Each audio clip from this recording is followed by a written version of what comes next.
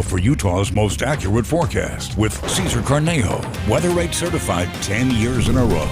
All right, the time now is 6:44. Let's check your weather on the fours with meteorologist Cesar Cornejo. How are we shaping up today, Cesar? Well, Brian, we can still expect to see some smoky skies out there, but one thing that's going to change is that we have a storm system making its way in, which means we start to see storms here locally around parts of Utah, eastern Nevada, also into parts of southern Idaho and western Wyoming. And then on top of that, the possibility of severe weather is present because of those storms, and we then see a major cool down, talking about 20-degree type cool down for us, and I'll have more in just a moment. But looking so far out here in the Salt Lake Valley, once again, smoky skies really still hold on as we continue to see plenty of westerly flow, this time because the low pressure system's helping bring in some southwesterly moist air also. So again, we'll see smoke hanging around, which means we have poor air quality. What exactly does that mean for us? Well, we'll see right here the southwesterly flow helps a little bit in clearing up and breaking some of that down, but then as we get that low pressure system making its way in, that's where we start to see a little bit of a shift.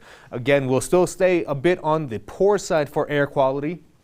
But as we continue throughout not only today and the rest of the week, we'll see better air quality for a lot of us, especially in southwest Utah. We're going to be one of the first areas to clear up, but today we still expect to see moderate air quality. Again, that low pressure system continues to drop through from the Pacific Northwest down into the interior Northwest and really bring us what we need to see for those ingredients to have some storm activity. But again, with those storms comes lightning, and given the fact that we've been so dry and we still take some time to moisten up the lower levels, we have a red flag warning, meaning we could see some fire activity really start off for us.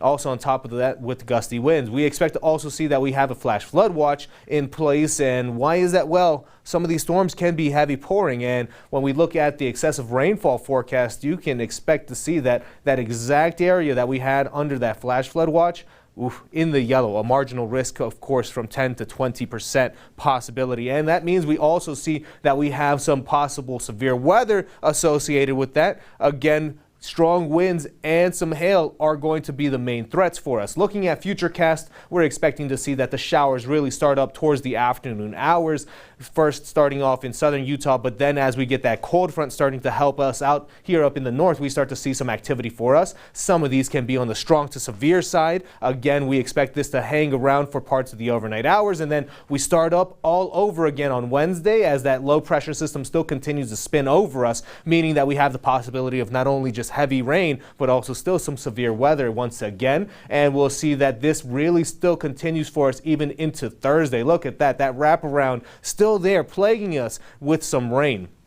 Expecting to see that temperatures still remain around the upper 90s for us today and some 100s throughout Beehive State. So again, a warm one out there. St. George, we'll see this is going to be one of our last 100 days until we get until about the I want to say Monday time frame, but it's going to be much cooler with storms during the middle of the week. Wasatch Front, we're expecting to see those storms really take off by tonight and continue Wednesday and Thursday, and then by Friday drying out with temperatures ranging around the 80s for us, and then we'll continue in that